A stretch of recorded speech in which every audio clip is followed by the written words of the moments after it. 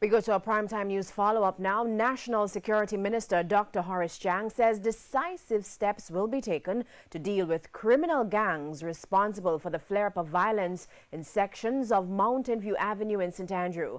Dr. Chang visited the area today following Wednesday's shooting of 6 persons, 1 fatally. TVJ's Anthony Lugg has the latest.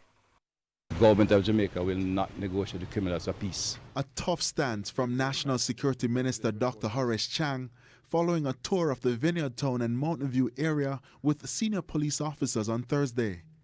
The areas have been tense for weeks, and since Wednesday's brazen gun attack in a doctor's office along Deanery Road, where a man was killed and 5 others injured, fear has heightened.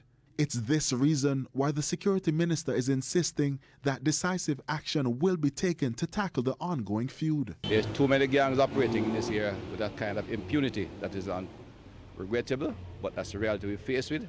They're heavily armed, they seem to have heavy resources.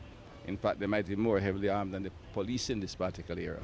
But the government is committed to providing the police force through the commissioner's guidance with whatever resource they need, and that we can provide at this point in time to give them increased capacity in dealing with the gangs. That assurance, but questions have been raised about the ability of the police to effectively dismantle the gangs and keep the peace. We put those issues to the security minister. As they have failed, they have not been able to get on top of it. They have done extensive work and very good work. But the gangs in this area, the country have to realize, are endemic to the area. They're not people who have just taken a space and moved in to reside. They have established themselves as a part of the community.